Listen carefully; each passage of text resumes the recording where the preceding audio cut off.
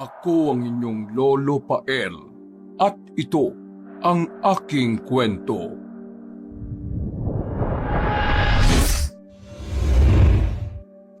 Pagkagaling sa pag-iinsayo at gym, ay dumiretso ang 27 years old na si Paulo sa bagong diagnostic center na pinapasukan ng kanyang girlfriend na si Kim.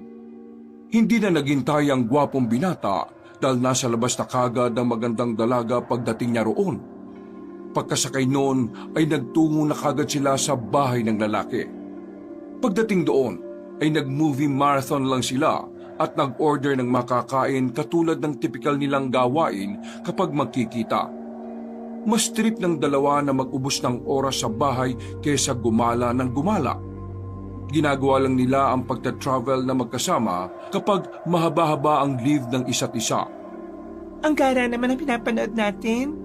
Ang sabi mo maganda yun. Ang corny ng ending. May paaswang pang nalalaman. Ew! As we expected, na-hype na naman yung movie na yan. Pero okay naman yung flow ng story. Tsaka hinango nila sa totoong buhay, love. Totoong buhay. May aswang? Ew, ang corny. Love, as in. Totoo rin naman ang mga aswang ah. Palibasa, hindi ka laking probinsya kaya hindi mo alam yun, love eh. At ayaw ko rin talagang tumiran ng probinsya. Hindi ko kakayanin, promise. Kahit kasama ako? What the F? Hindi ko alam. Siguro. At depende basta, ewan ko. Love, ayaw ko talaga manirahan sa probinsya. For me, bakasyonan lang talaga ang probinsya at hindi masarap tumira ron ng pangmatagalan. Well, okay. Pagkatapos sabihin yun ng gwapong binata, ay sa kanya dinambahan ng girlfriend na tuwang-tuwa naman at pakunwari pang itinutulak siya palayo. Nang magtama ang kanilang mga mata, ay gumisi na makahulugan si Paulo bago magsalita na parang nangaakit. Nakaya mo nga ako eh, kaya malamang makakaya mo rin ang tumira sa probinsya. Parang ako lang yun eh. Masarap. Nako, tumali ka na naman. Paghalik ng binata sa girlfriend ay gumanti rin yun ng mapusok na halik. Hanggang sa nauwi na nga sa pagmamahalan ang pagmumovie marathon nila. At mabilis na lumipas ang oras. Pasado 9:30 ng gabi ay hinatid na ni Paulo si Kim sa gate sapagkat dumating na ang sundo nun. Sige love, dito na lang. At huwag ka nang lumabas ng gate ha. Baka mamugan ka pa eh. Nandiyan naman na yung kotse ni Samson. Okay, love. Grabe. Nag-enjoy ako ng gusto kanina. Ayos yung movie marathon natin kanina. Nasaway ka. Eksaktong pagkasabi noon ng magandang dalaga ay lumabas naman ang sasakyan ng kapatid niyang si Samson. Sabay na napatingin doon ng mag-boyfriend-girlfriend. Pagkatapos ay binuksan kaagad ni Paulo ang gate, saka sila lumabas at lumapit sa kotse. Oh, what's up, Samson? Ikaw nang bahala sa ate Kim mo, ha? Yes, Kuya Paolo. Pasyan si Ate Kim sa akin eh. O teka, gumaganda ang katawan mo ngayon ah. Mukhang bata ka kuya sa gym ah. Oo, malapit na kasing laban namin eh. Kagagaling ko nga lang din sa practice tapos gym. Then, pag uwi rito sa bahay, nag-gym ulit ako. Grabe yung nabuhat ko kanina eh. Pasaway ka. Kapatid ko yung kausap mo at hindi mo tropa ah. Ay, sorry naman love. Nagbibiro lang. O siya, sige. Baka gabihin pa kayo ng uwi. O sige kuya. O sa paano love? Ingat kayo sa biyahe ha. Pakikumusta na lang din ako kina tito at tita. Sige love, pumasok ka na ron baka mahumugan pa yung bumbunan mong papanot na. Hoy, ang hard mo naman sa akin love. At ginawa mo pa akong sanggol ha. O sige na, bye-bye na. I love you. Love you too. Matapos magpaalamanan ay sumakay na nga ang magkapatid sa sasakyan. Naiwan naman sa tapat ng gate si Paulo habang pinagmamasdan ng dalawa. Napahimas-himas pa siya sa batok habang pangiti-ngiti. Nang umandar na ang kotse at nawala na to sa kanyang paningin, ay pumasok na rin kaagad siya sa kanilang bahay at isinara ang gate. Naabutan niya sa sala na nanonood ng TV si Agapito, ang 10 taong gulang na anak ng kasambahay nilang si Aling Floreza. Saglit siyang napahinto, kaya tumingin sa kanya ang may kapayatang binatilyo na naghihintay lang sa kanyang sasabihin. Agap, tulog na si Aling Flor? Opo, Kuya Pao. May kailangan po ba kayo? Ako na pong gagawa. Wala naman akong kailangan. Matutulog na rin kasi ako eh. Ikaw nang bahala rito ha. Pakicheck na lang yung pinto saka mga bintana natin ha. Nalak ko na rin naman yung gate eh. Sige po, Kuya. Ako na pong bahala rito. Nagpapantok lang din naman po ako eh. O sige. Huwag ka rin magpakapuyat masyado ha. May pasok ka pa yata bukas eh. Opo, Kuya. Pagkatango kay Paulo ng may kapayatang binatilyo, ay nagdire-diretso na siya sa pag-akyat sa kwarto. Si Aling Floreza ay matagal nang naninilbihan na kasambahay sa pamilya ni Paulo. 5 taong gulang pa lang siya ay nasa poder na nila ang ginang. Sa katunayan, si Agapito ay doon na sa kanila lumaki, kaya bunsong kapatid na rin ang turing niya rito at hindi na naiiba. Magmula nang pumanaw ang asawa ni Aling Floreza na si Mang Oscar, ang dating personal driver ng pamilya ni Paulo ay kinupkup na nga nila ng buo ang magina. Ang mga magulang ni Paulo na sina Mr. Alex at Mrs. Wanda na nasa ibang bansa ang nagpapasweldo sa kasambahay at nagpapaaral na rin kay Agapito na ngayon ay malapit ang mag-senior high. Nang nasa loob na ng kwarto si Paulo, ay nagtanggal kagad siya ng salamin. Pagkatapos ay nahiga na siya at kinuha ang cellphone para mag-set ng mellow music na ininstall niya sa isang app. Kaya lang, bago magpatugtog ay nag-vibrate na muna ang gadget saka rumihistro ang pangalan ng girlfriend. Sinagot niya kaagad ang tawag mula sa kabilang linya. Yes love? Wala lang. Just saying goodnight lang, love. Good night din and I love you. I love you too. Nauna nang nag-drop call ang dalaga at pagkatapos noon ay nagpatuloy na si Paulo sa pagpapatugtog. Ilang minuto lang din ay nakatulog na siya ng maimbing kaya kinabukasan ay maganda ang kanyang gising. Dahil walang pasok nung araw na yon, kaya nag-jogging siya pasado 7:00 ng umaga. Pagsapit naman ng hapon ay dumiretso ulit siya sa gym bago mag-training. Regular na malalaro kasi ng basketball ang binata mula rin sa kumpanyang pinapasukan. At dahil malapit na ang liga, kaya napapadalas ngayon ng kanilang training. Nang matapos na ang pagsasanay, ay magkikita sana sila ni Kim kaya lang ay bigla naman bumuhos ang malakas na ulan. At dahil coding ang kanyang sasakyan, kaya hindi niya na to dinala. Umuwi tuloy siya na basang-basa sapagkat napakalakas ng ulan. Kinagabihan ay bigla siyang inapoy ng lagnat kaya pagkatapos magapunan ay pinainom siya ni Aling Floreza ng gamot. Tinawagan niya rin ang girlfriend at sinabi ang tungkol sa nangyari. Kagaling namin sa training, naulanan ako. Kaya pag uwi ng bahay bigla akong inapoy ng lagnat, love. Ikaw naman kasi. Alam mo namang galing ka sa pawis, bigla ka namang nagpaulan-ulan. Mamaya kung mapaano ka pa niyan eh. Kung mag-i-stay kasi ako ron, baka bukas na kami makauwi. Saka, hindi lang naman ako ang nabasa eh. Lahat kami ng mga kasama ko dahil wala kaming pare-parehong dalang sasakyan. Ang ending, halos lahat kami nilalagnat ngayon. Nagagalit nga si manager kasi nagpaulan kaming lahat after training eh. Pero don't worry love, dahil nakainom naman ako ng gamot. Sana, nandyan ako para may mag-asikaso sa'yo. Ito naman, huwag kang madismaya dyan sa sarili mo. I'll be fine. Si Aling Flor, alam na niya kapag meron akong sakit. O basta magpagaling ka lang, love ha. I love you. I love you too. Pagkababa ng cellphone ay natulog na nga rin kagad si Paula. Ginising lang niya si Aling Flor ng bandang 4:00 para kumain at uminom ng gamot. Every 4 hours kasi ang kailangan para tuluyang bumaba hanggang sa mawala ang kanyang lagnat. Sa mga sumunod pang araw ay nauwi na nga sa trangkaso ang simpleng lagnat. Pero naagapan naman kagad kaya hindi masyadong lumala ang sakit niya.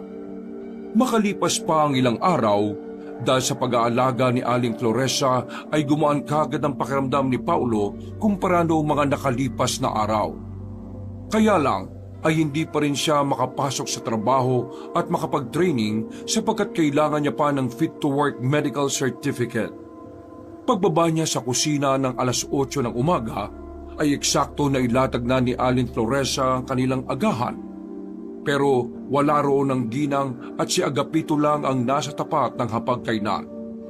Oh, good morning, Agap. Nasaan si Aling Flor? Good morning din po, Kuya Pao. Umalis po si nanay at nagpunta sa grocery. Paubusan daw po kasi yung stock natin pagkain. Kain na po. Oo, sige. Kakain na talaga ako. Nagtimpla muna ang maskuladong binata ng tsaa saka umupo sa tapat ng hapagkainan. Pagkatapos ay kumuha siya ng plato at nagsandok na rin ng makakain. Ay, Kuya, tumawag po pala si Ma'am Wanda kanina. Hindi niyo raw po sinasagot yung cellphone niyo eh. Sinabi ko na lang po na natutulog pa po kayo. Oo. Nakita ko nga eh. Pero hindi ko na muna sinagot dahil, alam mo naman, pag-aagalitan lang ako nun. O ano bang sinabi nung sinagot mo yung tawag? Yun na nga po, nagagalit sa inyo dahil nasabi nga ni nanay na nagpaulan ka po nung nakaraang gabi. Nagtatanong din po kung okay na raw ba yung lagay nyo. Ang sabi ko po, okay ka na. Pero hindi ka pa ulit papasok sa trabaho kasi wala ka pa nga pong med shirt. Galing ha. Thank you, Agap ha. At ikaw nang sumagot kay Mami. Bale, huwag ka mag-alala. Hindi na yung tatawag ulit. Tsaka, okay naman na talaga ang pakiramdam ko eh. Kaya mamaya maliligo na ako. Friday ngayon kaya kailangan ko na magpa-medical certificate para sa Monday makakapasok na ako sa opisina at makakapag-training na. Ay, ganun po ba? Oo. Ikaw ba? Wala ka bang pasok ngayon? Wala po eh, kaya dito lang po ako maghapon sa bahay. Maglalaba rin po ako ng mga damit kaya pakiiwanan na lang po kuya yung laundry basket mo sa labas ng kwarto nyo ha. Alam nyo naman, tinuruan na ako ni nanay paano gumamit ng washing machine. Ito naman, parang bago ng bago. Pumasok na lang na sa kwarto. Hindi naman ako naglalak ng pinto eh. Ay, sige po. O kaya, huwag ka na munang maglaba. Hintayin na lang natin si Aling Flor tapos samahan mo ako mamaya after nating mananghalian. Pupunta tayo sa diagnostic center na pinagtatrabuhan ni Kim. Doon kasi ako nagpa-schedule na kumuha ng medical certificate.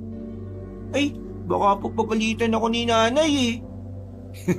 Hindi, ipagpapaalam kita mamaya pagdating niya. Papayag yun. Saglit lang naman tayo ron eh. Ay, sige po kuya. Kayo pong bahala. At saka nga pala, di ba sabi mo nung nakaraan eh, gusto mong matutong magmaneho ng kotse? Tuturuan kita. Basta, huwag mo nang sasabihin sa nanay mo ha. Alam mo naman yun, palasumbong kay Mami. Parehas tayo mapapagalitan pag nagkataon. Ay, sige po. Kuya Pao, di ko sasabihin yun kay nanay. Kapag nalaman nun, ako, golpisarado talaga ako. Nagtawanan sila at pagkatapos ng usapan na yon, ay wala nagang nagsalita sa kanilang dalawa. Nagpatuloy na sila sa pagkain at nang matapos na, ay dumiretso kagad si Paulo sa banyo para maligo. Maya-maya pa, pagdating ni Alin Floresa ay ipinagpaalam nga ni Paulo si Agapito. Pumayag naman ang ginang dahil alam niyang ipipilit ng alaga ang gusto nito. Eksakto alauna ng tanghali ay nakagayak na sina Paulo at Agapito at nagpaalam na kay Alin Floresa.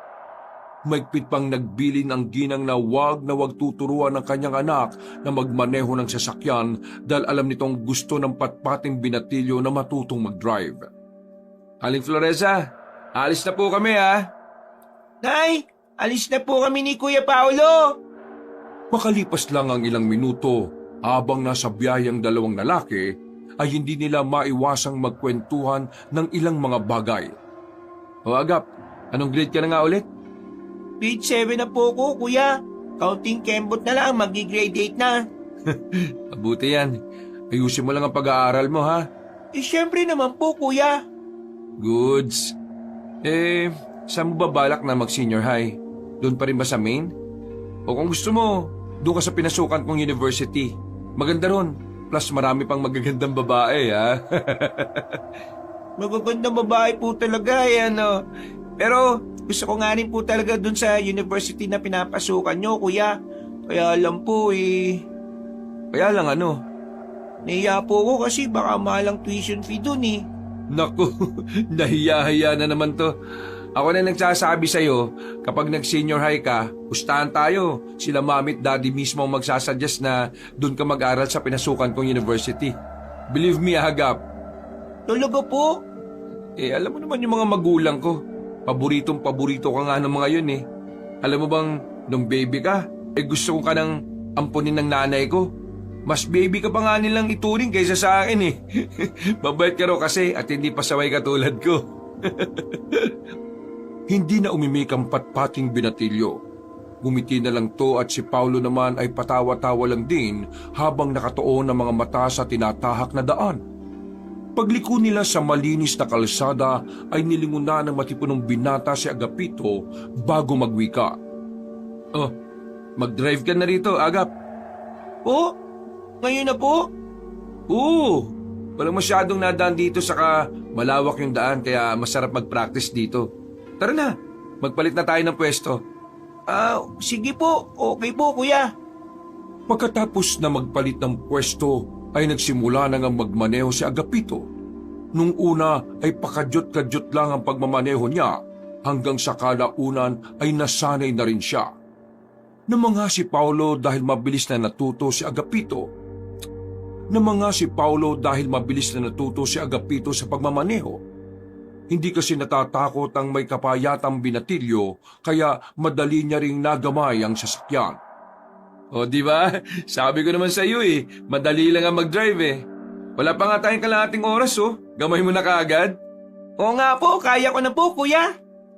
Sabay na nagtawanan ng dalawa hanggang sa bigla na lang naipreno ni Agapito ang sasakyan. Bigla na lang kasing may tumalo na itim na pusa sa harapan nila mismo.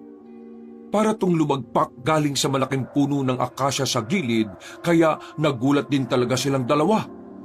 What the? Ano yun? Pusang kinalbo ang buntot. Natigilan na si Agapito sapagkat biglang tumingin sa kanya ang pusang itim. Bago bumaling kay Paulo na nananahimik din matapos makita ang tila nagliliwanag na kulay dilaw na mata ng nasabing hayop. Habang nakakatinginan sila ng hayop, ay tila ba bigla na lang nangilabot ang maskuladong binata, kaya pasimple siyang napahima sa kamay. Naramdaman kagad niya ang pananayo ng mga balahibo at ang unti-unting pamumuo ng takot. Mabuti na lang ay binugaw din kagad ni Agapito ang pusang itim sa pamamagitan ng pag-on ng windshield wiper. Tumalon palayo ang itim na pusa kaya naantala ang tila takot na gustong lumukob sa buong pagkatao ni Paulo. Pasensya na, Kuya Pao. Ayos ka lang ba? Nang yung pusa yun, bigla-bigla na lang kasing sumusulpot eh. Kaya nga nang yung pusa yan. Saka dumungaw si Agapito sa puno kung saan nanggaling ang nasabing pusa. Hindi naman kagad nakapag-react si Paulo dahil ramdam niya pa rin ang kilabot sa buong katawan. Makailang beses niya pang hinimas-timas ang kamay at nang maging okay na ay sa kanya nilingon ng nagmamaneho. Panira ng moment yung pusa na yun Buti na lang hindi siya nasagasaan. O ano, ayos ka lang ba, Agap? Okay lang po. Kayo po ba? Ayos lang naman. Tara na, baka mahuli na ako sa appointment ko. Nagchat-chat na rin si Kim sa akin Kayo na po muna ulit na mag-drive para mas mabilis, kuya. Pagbalik niyo na lang po ako ulit turuan. Sumang-ayon nga ang maskuladong binata sa sinabi ni Agapito. Nagpatuloy na siya sa pagdadrive at habang nakatuon ang mga mata sa daan ay saglit niyang sinulyapan ng may kapayatang binatilyo na biglang nagsalita. Buti na lang po, hindi natin kasama si nanay. Kasi po kung nakasakay yun, nako, siguradong di tayo patutuloy sa pupuntahan natin. Pauuwiin po tayo kagad nun. Ha? Bakit naman? Ano na naman kasabihan ni Aling Flor patungkol sa pusang itim? May masamang paiwatig daw po kasi kapag may nakasalubong ka na itim na pusa Ha? Talaga? Ngayon ko lang narinig yun Pasensya na, alam mo naman na walang pamahiin sa pamilya namin Alam ko naman po yun. Pero syempre, ang kinagisnan ni nanay sa probinsya puro po pamahiin. Kaya ganun. Oo, naalala kong mapamahiin nga pala si Aling Floreza. Kung minsan nga naiimpluwensyahan niya sila mommy at daddy. Siguro kung madalas magstay yung dalawang yon dito sa Pinas, nako, baka marami nang natutunang pamahiin yung sa nanay mo. Nung sumama nga po ako sa probinsya namin, mas matindi po ang mga pamahiin ng mga kamag-anakan ni nanay. Bawat galaw po parang may pamahiin. Kaya hindi na lang din ako masyadong naglalabas doon. Kaya pala umuwi ka agad kayo dito ha. Sinabi nga sa akin ni Aling Flor na nag-aya ka kagad umuwi kahit 2 linggo na kayo. Sinabi nga sa akin ni Aling Flor na nag-aya ka kagad umuwi kahit 2 linggo pa dapat ang pag-i-stay nyo doon. Masortalo nga po ko. Gusto ko rin po naman sana mag-stay doon ng matagal. Ang kaso nga lang po, ang dami nilang pamahiin. Hindi ko na natis at nagdahilan na lang ako kay nanay na 1 linggo na lang po yung sem break namin. Puti kasi yung mga pamahiin na yan Kahit ako maasar talo talaga kapag ganun Iba talaga mga matatanda no? Sinasabi nila na wala namang mawawala kapag naniwala o sumunod sa pamahiin, pero ang totoo, maraming mawawala sa iyong oportunidad kapag palagi kang nagre-rely sa ganun. Hindi naman sa hindi ako naniniwala Hindi lang ako nakafocus siguro sa mga pamahiin na yan Kasi katulad yan, kapag may nakasalubong ka nga na itim na pusa, bad luck. Paano kung ibang kulay na pusa? Kung white ba, swerte. Kung yung ginger color na pusa, o di ba? Parang nakadepende yung kapalaran mo dun sa pusa. Ganun ba yun?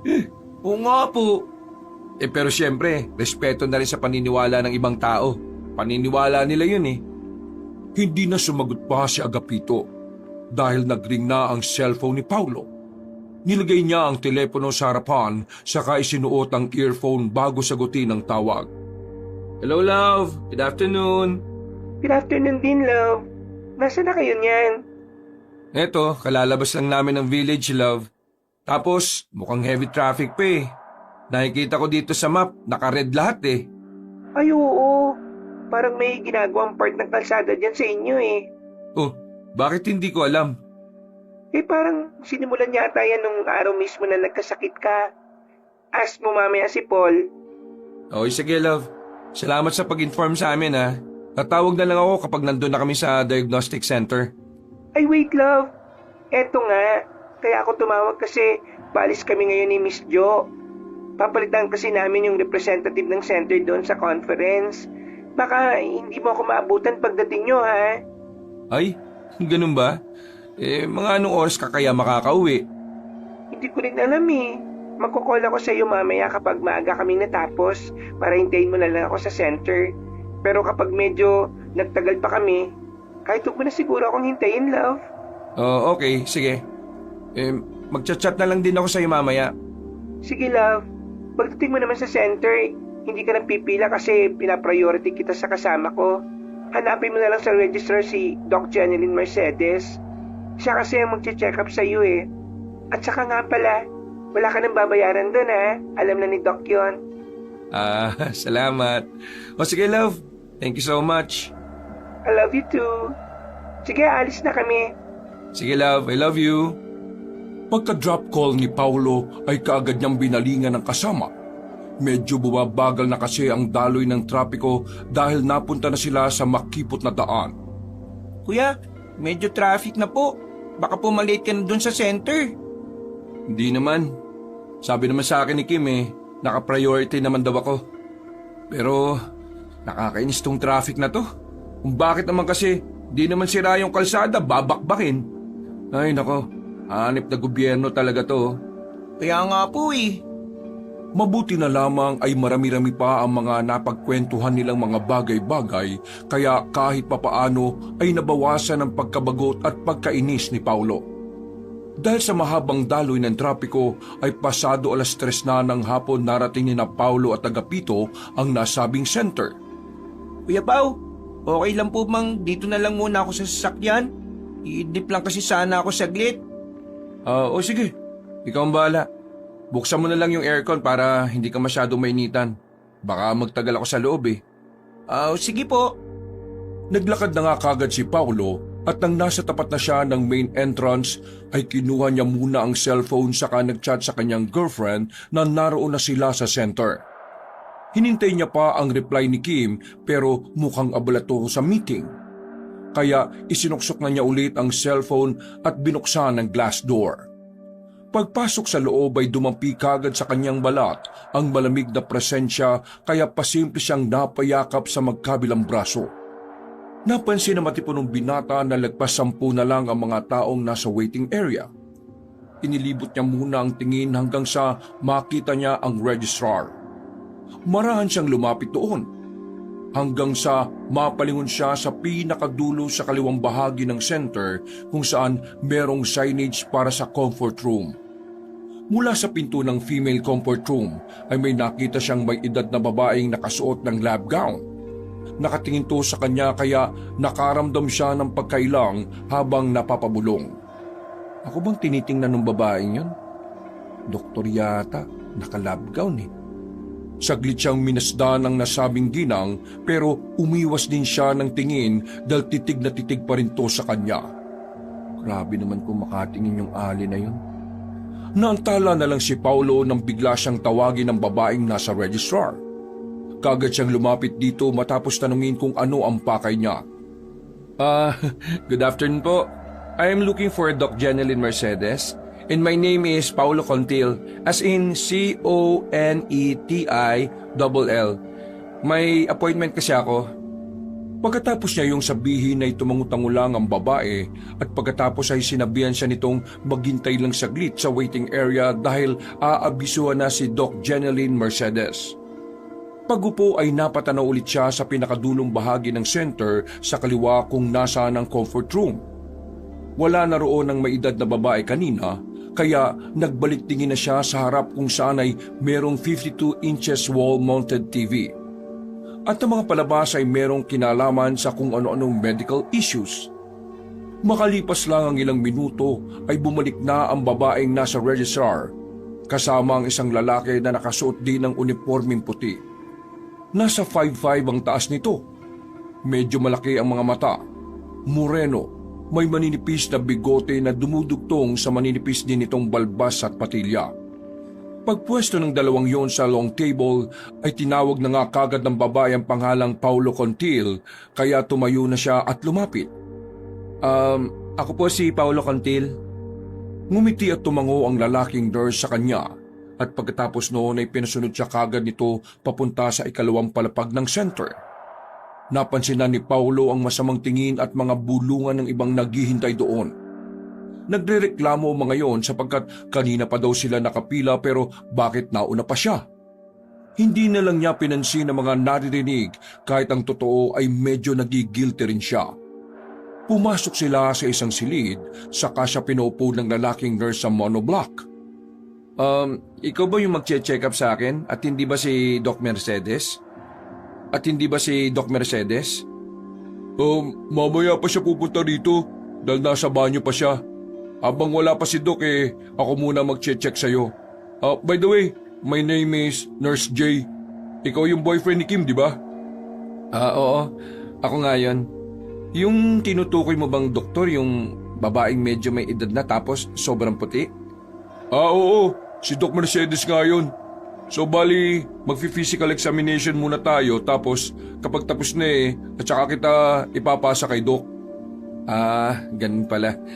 Hindi kasi ako madalas magpa-check up kaya hindi ko rin alam kung ano yung tamang proseso. That's okay. So, start na tayo? Sige. Ngumiti lang si Jay at minasdan na lang siya ni Paulo sa pag-aayos ng mga gamit na nasa desk. Nagtimbang na rin muna siya. Nag-check ng blood pressure at iba pang natural na ginagawa sa physical examination. Okay. Sige, thank you Hintay mo na lang si Doc Mercedes Tatawagin ko na siya at mag-check na rin muna ako ng ibang pasyente. Okay, sige. Paglabas nga ng binatang nurse, ay nagpalinga-linga lang muna si Paulo sa buong paligid.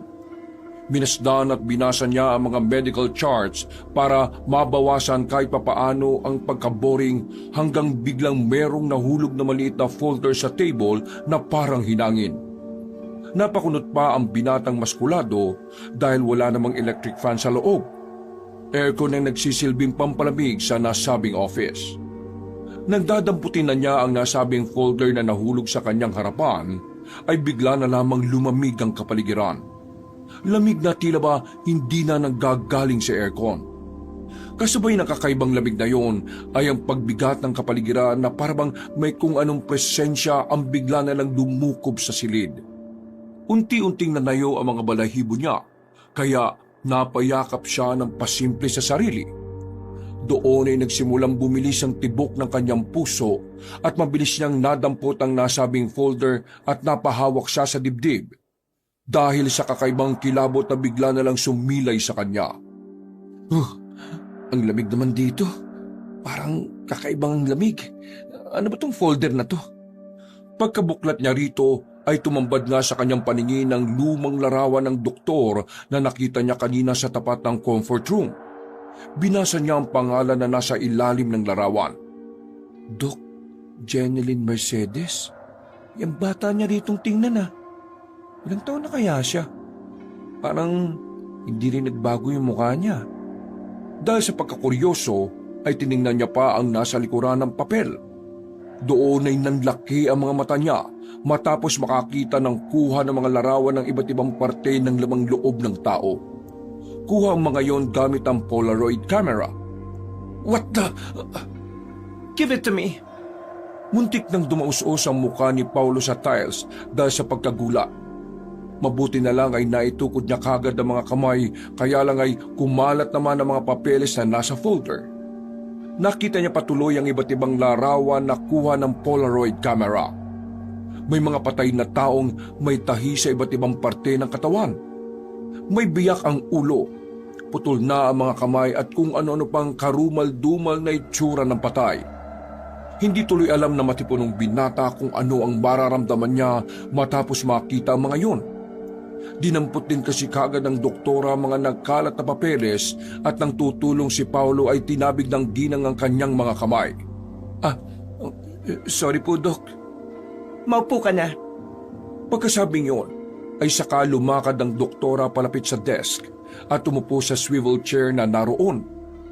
Naiilang naman siyang pinagmasdan ni Paulo dahil para siyang nai-intimidate sa aura ng ginang.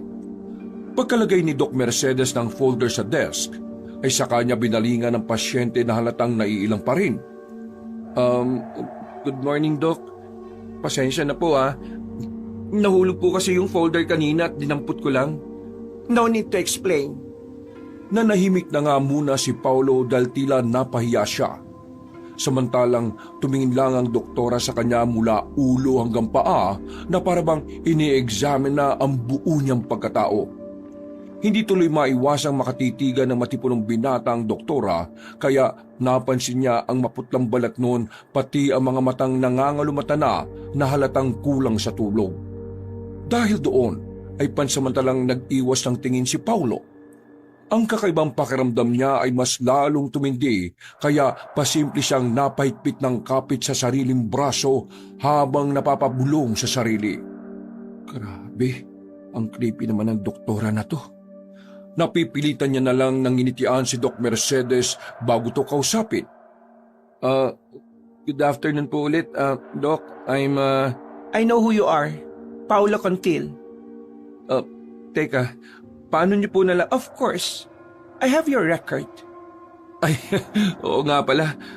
Pasensya na po, medyo lutang ako eh. Ba't parang takot na takot ka naman dyan? Relax. Hindi ako nangangain. Pero, depende pala. Ikaw yung boyfriend ni Nurse Kim, right? Opo, ako nga po. Nice to hear that. Nasabi niya nga sa akin na magpapagawa ka ng medical certificate for fit to work. Yes po, opo. Of course. Bago kita gawa ng medical certificate, dapat talagang okay na ang lagay mo. Dahil okay naman ang timbang mo, blood pressure and blood sugar, may kaunting katanungan lang ako sa'yo. Sige po, no problem po, Doc. Wala na kagad inaksayang oras pa si Doc Mercedes. Nagkaroon lang ang ginang ng ilang mga katanungan tungkol sa pagkakaroon ni Paulo ng trangkaso At nang matapos na ay kinuha na ng doktor ang kanyang stethoscope na nakalagay sa balikat.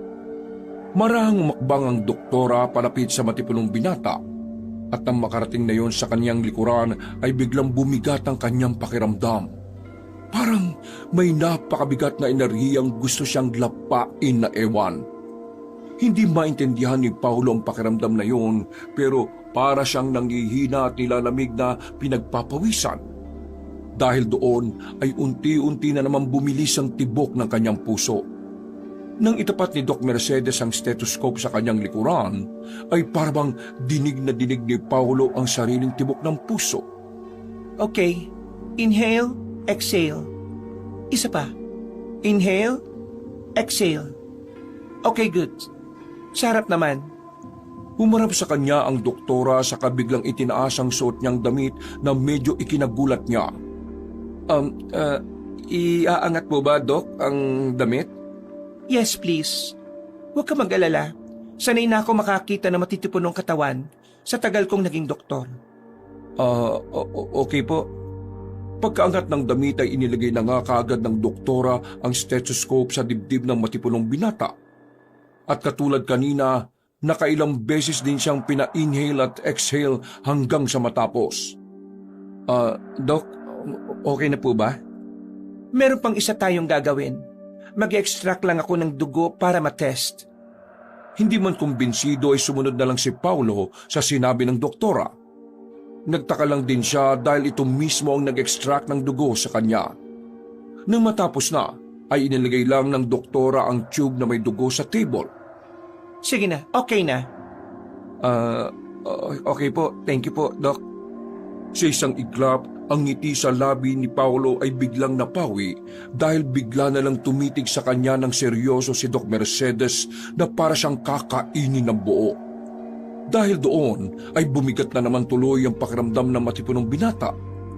Nanakit bigla ang parte ng katawan niyang hinawakan kanina ng doktor. Kaya napabuntong hininga siya ng malalim. Nagmadali na tuloy siyang makalis ng silid kaya napilitan na siyang tanungin ng doktora. Doc, nasan po yung med certificate? Doon mo na lang sa waiting area hintayin at ipapadala ko mamaya kay Jay. Sige po.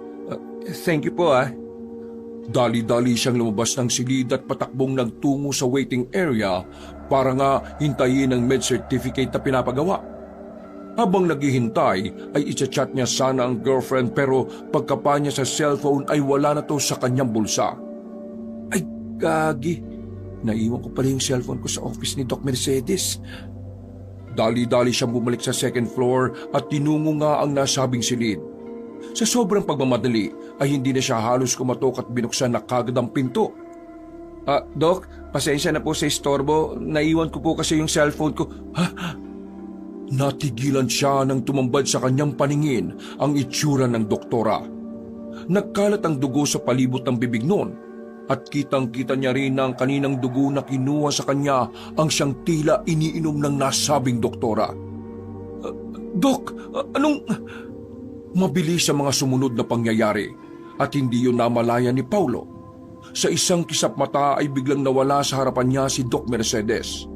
Kasunod noon ay meron ding humatak sa kanyang mga paa, dahilan para siya ay matumba.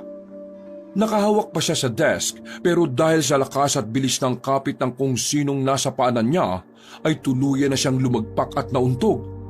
Nawalan kagad siya ng balay tao at nagising na lang siya na nasa waiting area na hawak-hawak ang kanyang cellphone. Sir, tatapingin pa lang sana kita kaso nagising ka na. Ito yung medical certificate mo. Ano? Ayaw niyo ba? Napakunot na lang siya ng noo habang pilit na inaalala ang mga nangyari. Ilang saglit pa, pagkakuha niya ng medical certificate, tumayo kagad siya habang napapahawak sa kaliwang noo dahil sumakit yun ng bahagya. Nakatulog ba ako? Actually, oo sir 5 PM na nga sarado na kami.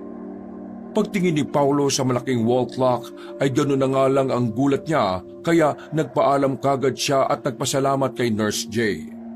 Nang nasa parking area na ay dali-dali siyang sumakay ng kotse kung saan naabutan niya si Agapito na naglalaro sa cellphone nito. Pagkaupo sa driver's seat ay huminga lang siya ng malalim habang iniisip ang kakaibang nangyari kanina. Tumigil naman ang binatilyong payat sa paglalaro ng gadget matapos siyang makitang tila malalim ang iniisip. Kuya, ngayon lang kayo natapos? Ang haba na kaya ng pagkaidlip ko. Nakatulog nga yata ako eh. Nakakaya nga dahil sarado na sila. Pero ang weird eh. Paano pong weird? Ewan? Hindi ko rin maintindihan. Basta may kakaibang nangyari na hindi ko maipaliwanag. Di ko alam kung nananaginip ba ako na ewan o ano. Di ko rin talaga maalala yung eksaktong nangyari. Sigurado ka lang okay ka lang, kuya? Oo. Okay na okay lang ako. Don't worry. Nakuha ko na rin tong medical certificate kaya tara na, umuwi na tayo. Siguro, gutom lang to kaya maghanap na muna tayo ng makakainan. At nang nasa highway na sila, ay napansin pa niya si Doc Mercedes na lumabas at tila hinahabol siya ng tingin habang napapangiti. Bigla tuloy parang may alaalang kumurot sa kanyang isip. Bagya tuloy siyang napahawak sa noo dahil sumakit na naman ito. Pinaliwala na lang muna niya ang bagay na yon dahil ayaw niyang mag-alala pa ang kasama. Habang nasa kalagitnaan ng biyahe ay doon na nga nag-open si Paulo patungkol sa weirdong doktora. Kinakabahan talaga ako kanina eh. Iba yung vibes ko sa doktora na yon. Ang weird niya talaga, promise. Di ko nga alam kung paano natatagalan ni Kim yun eh. Ang creepy. Lalo na yung mga nakita kong mga picture sa folder. Bakit po, Kuya Pao? Ano po bang meron sa mga pictures? Ay nako, wag mo na munang alamin. Rated PG-13 yung mga litratong nakita ko. Grabe, nakakadiri. Porn po ba? Uy, anong porn pinagsasabi mo? Hindi no. Basta, hindi lang siya po pwede na makita ng mga nasa age mo at pababa. Masyadong brutal. Wag na nga natin pag-usapan. Dahil para akong masusuka kapag naaalala ko yun eh. Sige po. Nagtuloy-tuloy na nga sa pagmamaneho si Paulo hanggang sa makarating na sila sa pinakamalapit na mall. Dumiretso kagad ang dalawa sa food court dahil may charging station doon para makapag-charge ng mga cellphone nilang parehong low-bat. Nakalimutan kasing magdala ng charger dahil sa pagmamadali. Nag-order na rin muna sila ng makakain habang hinihintay na ma-full charge sa mga cellphone. Pagsapit ng alas 7:30 ng gabi, eksaktong pagkatapos nilang kumain ay binuksan kagad ni Paulo ang kanyang cellphone at nakita nga niya ang mga missed calls at text ni Kim. Agad-agad ay tinawagan niya ang kanyang girlfriend. Hello? Bakit ang dami mong missed calls, love? Hello, love. Nasaan ka?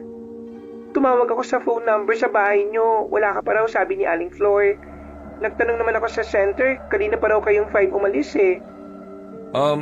Nandito kami ni Agap sa food court ng mall.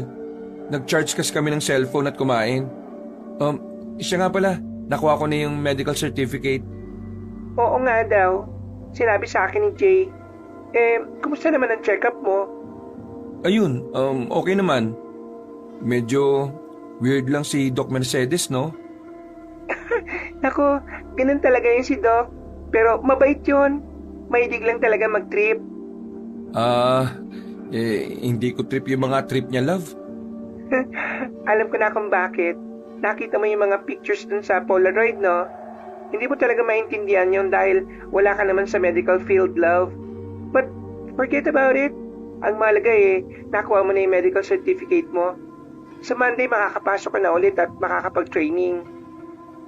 Sa bagay, may point ka. Hinahanap na rin kasi ako ng manager namin sa basketball dahil malapit na magsimula yung liga. 2 linggo na lang. Basta magpalakas ka lang, love, ha? Bukas pupunta ako sa inyo. O sige na, babay na muna. Lalabas lang din kami ni Ma'am Jo. Ingat kayo sa biyahe pa uwi. I love you. Sige. Kayo rin, ingat kayo. I love you too. Pagka-drop call ni Paulo ay kagad siyang kinumpronta ni Agapito dahil may napansin to sa food court kanina na patingin-tingin sa kanila. Pasimple niya tong itinuro ng mga kamay. Kuya, kanina ko pa napapansin yung babaeng yun, no? Tingin ng tingin dito sa atin. Ha? Saan? Sundan mo lang po yung tinuturo ko. Pagtingin nila sa hindi kalayuan ay nakita nga ni Paulo si Doc Mercedes na kaagad namang lumapit sa kanila. Oh, small world. Ikaw yung boyfriend ni Kim, right, Paulo? Yes po, Doc. Ako nga po. Ito naman po si Agap, anak ng kasambahay namin. Pasensya na, Agap. Kung parang nailang ka dahil tingin ako ng tingin sa inyo. Minumukhaan ko lang kasi itong si Poging boyfriend ni Kim. Buti't lumingo kayo sa akin kaya nakumpirma ko. Okay lang po. Saan po ang punta nyo ngayon, Doc? Tumitingin-tingin lang na makakain kahit busog pa ako. Ang dami ko kasi nakain kanina at sobrang sarap at malasa yung natikman ko. So, paano? Maiwan ko na muna kayo rito dahil lalo akong nagugutom sa mga nakikita at naaamoy ko. Pagkatapik ng doktora kay Paulo ay umalis na rin to kaagad. At sa hindi malamang dahilan, pagkarinig ng matipunong binata sa mga sinabing yon ng doktora, ay unti-unting gumapang ang kilabot sa buo niyang katawan. Dahilan kung bakit tila bigla siyang nahilo. Napahawak siya saglit kay Agapito na kaagad ding umalalay sa kanya. Nang umakyat sa sikmura niya ang kilabot ay doon na namutla ang kanyang muka. Kaya mas sumigpit ang pagkakakapit niya sa may kapayatang binata. Bumilis ang tibok ng kanyang puso hanggang sa tuluyan na nga siyang maduwal. Bumulwak ang halos lahat ng kinain niya kaya nataranta na rin si Agapito lalo na nang makita nito ang matinding pamumutla ng matipunong binata. Kuya Pao, ano po nangyayari sa'yo? Ayos lang ako. Agap, tawagan mo nga si Aling Flor. Dali. Hindi na niya nagawang makapagsalita dahil bigla na lang umikot ang kanyang paningin at unti-unting nagdilim. Ang tanging naaaninag na lang niya ay ang katiting na itsura ni Agapito na halatang halata ang matinding pag-aalala. Bigla na lang din tila nilamon ng matinding katahimikan ng paligid. At ang tanging naririnig niya lang ay ang nakakakilabot na tawa ng isang halimaw mula sa kung saan. Pagkatapos sa mga tagpong yon ay tuluyan na siyang nawalan ng malay tao. Pagmulat ng mga mata ay nasa harapan na siya ng center. Madilim at mausok ang kapaligiran at walang katao-tao maliban sa kanya. Napatingin siya bigla sa main entrance matapos makita ang ilaw na patay sindi. Anong ginagawa ko rito? Nasaan si Agap? Natigilan na siya sa pagsasalita dahil bigla na lang bumukas ang glass door ng center at ang mga ilaw sa loob ng pasilidad ay magkakasunod na sumindi. Wala sa sarili siyang naglakad hanggang sa makapasok sa loob. Tumingin siya sa registrar pero walang tao. Ibinaling niya rin ang tingin sa bandang banyo pero wala talagang katao-tao sa buong ground floor. Nang madako ang tingin niya sa hagdanan ay nakarinig siya ng yabag at boses. Nakuryos siya kung kanino nanggagaling ang ingay kaya maraan siyang umakyat sa ikalawang palapag. At sa isang kisap mata, ay bigla na lang siyang napunta sa harap ng pinto ng opisina ni Doc Mercedes. Ha? Doc Mercedes? Walang ano-ano ay biglang nag-ring ang kanyang cellphone pero nang hanapin niya to sa bulsa ay wala naman turoon. Patuloy niyang naririnig ang tunog nito hanggang sa mapagtanto niyang nasa loob ng opisina ni Doktora Mercedes. Nakatuksa na siya sa pinto para ipagpaalam na kukunin ang cellphone. Pero kusa nang bumukas ang pinto. Marahan at lumalangit-ngit na nagpatayo ng kanyang mga balahibo. Pagbukas at pagdungaw niya sa loob ay nakita niya kaagad ang cellphone na tumutunog. Subalit mas nagimbal siya nang makita ang isang halimaw na nakaupo sa harap ng nasabing gadget. Nanlilisik ang mga mata nito. Malaki, malapaniki ang mukha. Nangingintab sa pagkaitim ang balat at may mahabang mga ngipin at dila na naglalaway-laway pa. Nilamon kaagad na matinding takot si Paulo nang makita yun, kaya napaatras na siya. Pero bigla siyang hinawakan ng halimaw.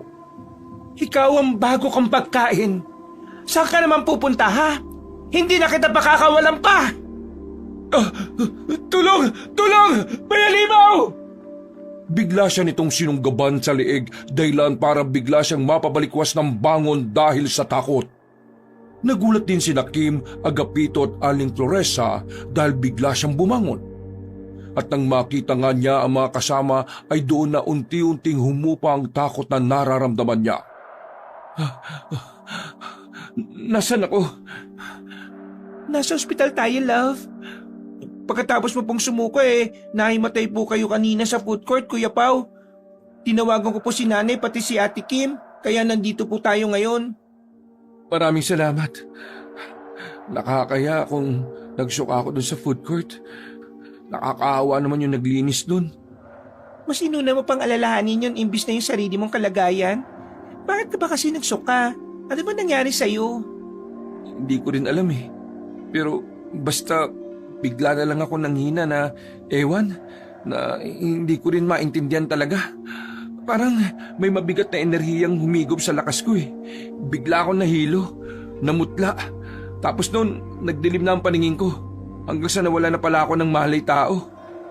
Niyakap na lang ang matipunong binata ng kanyang girlfriend at pagkatapos ng saglit na pag-uusap ay hinintay na nga nila ang resulta na isinagawa ng doktor.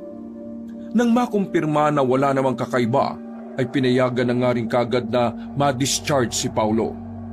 Pinayuhan lang siya na magpahinga ng ilang araw para hindi na mabinat at nagreseta na lang din ng mga vitamins para pambawi ng lakas.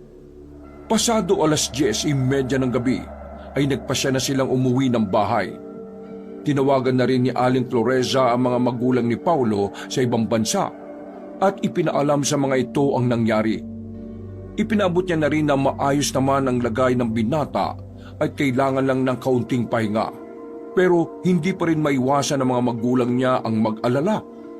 Kinabukasan, pagkagising ni Paulo, ay bumungad kagad sa kanyang paningin ang nag-aalalang mukha ng kanyang girlfriend. Ay sa kanya lang na-realize na nasa sariling kwarto na pala siya. Oh, bakit diyan ka natutulog, love? Halika rito, tumabi ka sa akin. Natigilan na siya sapagkat kumapit ng maigpit sa mga kamay niya ang magandang dalaga. Namimilog ang mga mata nito na tila naiiyak. Oh, okay na ako, promise. Ikaw ba, okay ka lang? Ako pa talagang tinanong mo ng ganyan. Hindi ako magiging okay unless na okay ka na. Ang sweet mo talaga, love. Promise, okay na talaga ako. Eh di ba nga sabi ng doktor magpahinga lang ako? I know, pero di ko pa rin maiwasan na mag-alala Eksaktong pagkasabi noon ng dalaga ay may narinig silang kumatok sa pinto. Bumukas din to kagad at mula roon ay magkasunurang pumasok ang mag-inang Aling Floresa at Agapito. May daladala ang ginang na maliit na planggana na may maligamgam na tubig at puting towel. Habang si Agapito naman ay dala ang tuyong tuwalya ni Paulo na kinuha niya sa sampayan. Ipinaliwanag ng kasambahay kung para saan ang mga yon. Kaya si Kim na ang nag-take over. Nagpaiwan doon si Agapito para tulungan ang magandang dalaga. Buti naman po, okay ka na, Kuya Pao. Nagluluto po si nanay ng arroz caldo at dadala niya po kayo mamaya. Tsaka po pala, tumawag na po pala si Ma'am Wanda. Sagutin niyo naman daw po yung tawag niya sa inyo. Nakagalit na po Si Mami talaga. Sige, don't worry. Tatawagan ko siya after nito. Love, hubarin mo muna yung damit mo para mapunasan ka na. Okay, sige. Nang makahubad na ng damit ay kagad kinuha ni Kim ang maliit na planggana at inilapag ito sa lamisita. Nang makita ni Kim at Agapito ang matipunong katawan ni Paulo ay ganun na lang ang gulat nila sapagkat may itim na tila pasa ang iba't ibang bahagi ng katawan noon. Oh, bakit ganyan naman kayo kumakatingin, love, Agapito? Kuya, ang katawan niyo po, may mga itim-itim na pasa. My God, ano yan, love? Nang tingnan ni Paulo sa salamin ng buo niyang katawan, ay ganun na lang din ang gulat niya pagkakita sa mga itim na pasa roon. Napakunot siya ng noo dahil wala naman yun kagabi at imposibleng dalato ng training.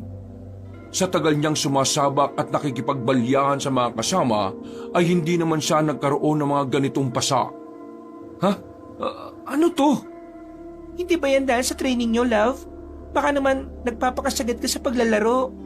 Imposible, love. Ang tagal-tagal ko nang nagtitraining, di ba? It never happened before. Tanong po kaya natin kay nanay.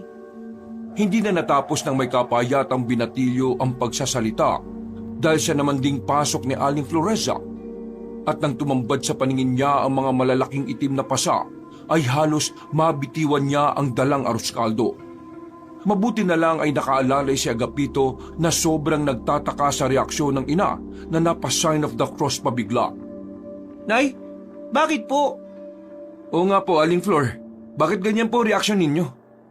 Ayos lang po ba kayo, Aling Flor? Pagkalapag ng arroz caldo sa lamisita, ay kaagad ngang inexplain ni Aling Floreza ang tungkol sa mga pasang itim sa katawan ni Paulo. Ayon sa ginang ay posibleng inaaswang ang matipunong binata. Ganito raw kasi ang naging karanasan ng tatay niya noong dalaga pa siya. At kapag hindi naagapan ay maaring mauwi ito sa kamatayan dahil tila hinihigop ng aswang ang buong lakas ng meron ng biktima. Pinayo rin ng kasambahay na dapat sunugin ni Paulo ang mga suot niya kahapon para kahit papaano ay mabawasan ang epekto ng pang-aaswang. Dahil sa taranta ay wala nang nagawa si Paulo kundi sundin ang sinasabi ni Aling Floreza. Napayak naman sa kaba si Kim, dala na rin ng sobrang takot at pag-aalala para sa kanyang boyfriend. Love, huwag kang umiyak. Tana. Paano kung may mangyari masama sa'yo? Walang mangyayaring masama sa akin, love. Have faith. Ate Kim, tama po si Kuya Pao. Pero Nay, sino naman po kaya ang mga aswang kay Kuya? Meron po bang aswang dito sa syudad? Ipinaliwanag nga ni Aling Floreza na wala namang pinipiling lugar ang mga aswang dahil gumaganap din naman sila ng mga kaugalian na ginagawa ng tao. Ayon pa sa ginang, mas magaling magbalat kayo ang mga aswang na nasa syudad at kayang-kaya nilang makapambiktima kung gugustuhin nila.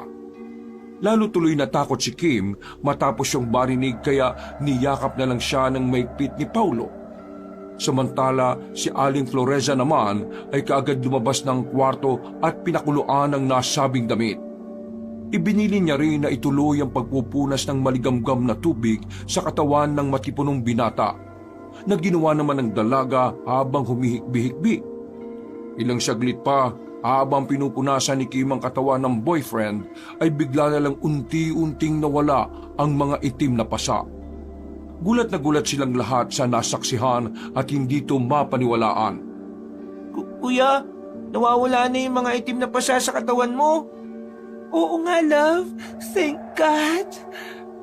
Kagad yumakap ng maigpit ang dalaga sa kanyang boyfriend na napaaray dahil tila medyo masakit ang buo niyang katawan. Pagkatanggal ng dalaga sa pagkakayakap, ay pumasok ulit si Aling Floreza para sabihin na napakuluan na niya ang mga isinot ni Paulo kahapon at sinunog na ito.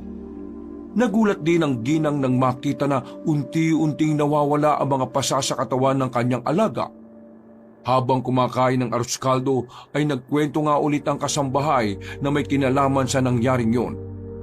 Ang mga aswang na may kakayahang gumawa nun kahit malalayo ang biktima ay galing sa matataas na uri o antas ng angkan ng aswang. Pero bago nila magawa yon ay kailangan nila ng pisikal na kontak sa mismong bibiktimahin nila. Ipinaliwanag pa ni Aling Floreza ang ilan sa mga dahilan ng aswang kaya yung ginagawa. Una ay gusto nila ang biktima at pangalawa ay meron silang galit. Napaisip tuloy si Paulo kung sino-sino kahapon ang nakasalamuha niya. At ang unang-unang sumagi kagad sa isip niya ay walang iba kundi si Doktora Mercedes. Hindi man niya tumasabi sa girlfriend dahil hindi niya rin mapaniwalaan sa sarili na aswang nga ang nasabing doktora. Matapos sa mga paliwanag ay nagpaalam na muna saglit si Aling Floreza.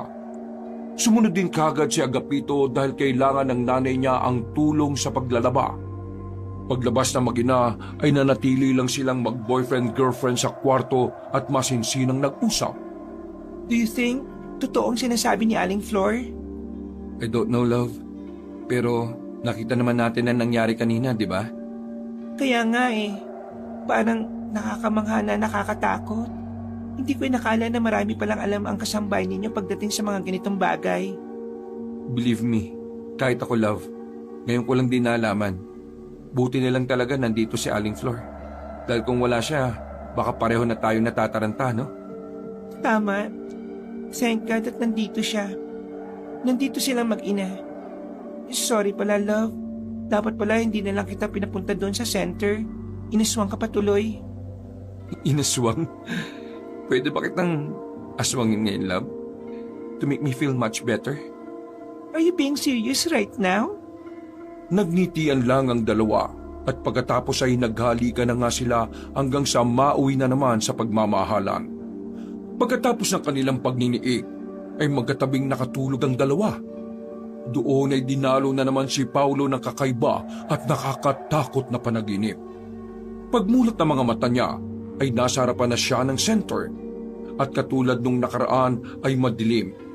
Mausok ang kapaligiran at walang katao-tao maliban sa kanya.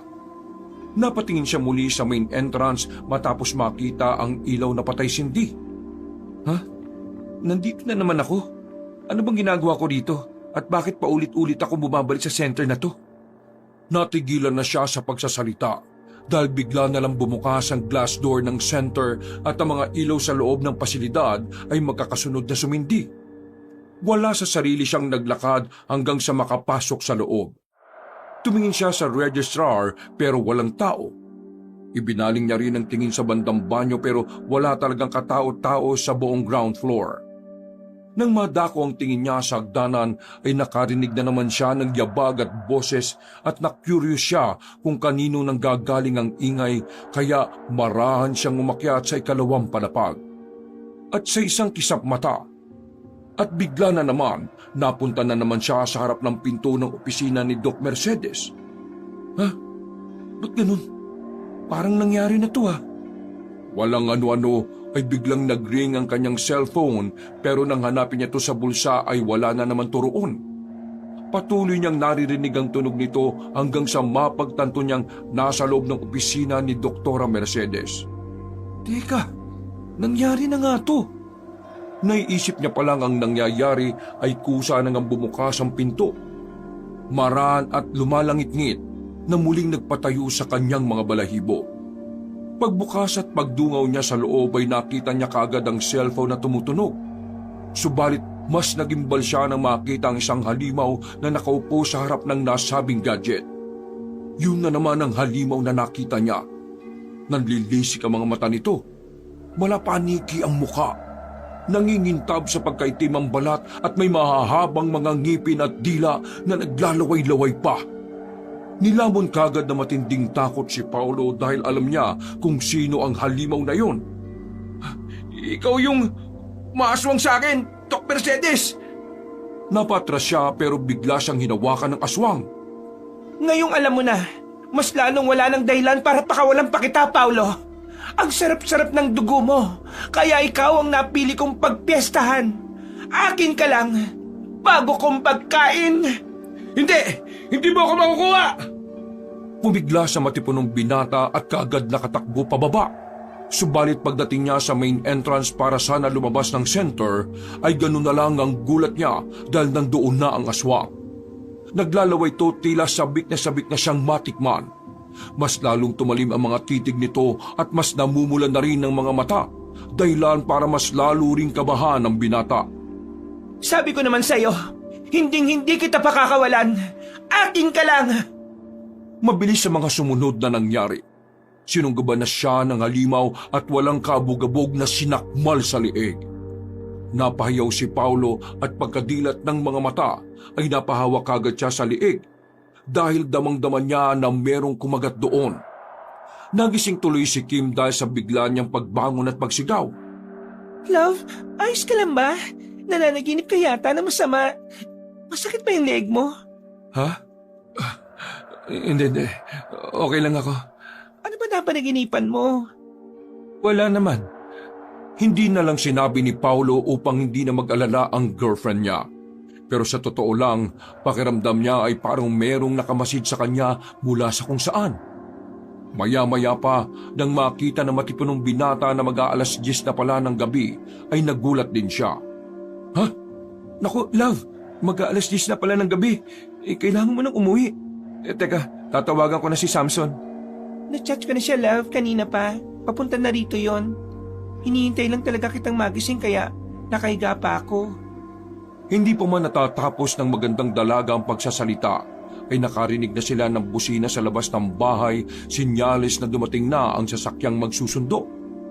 Tumayo kagad silang dalawa at lumabas ng kwarto.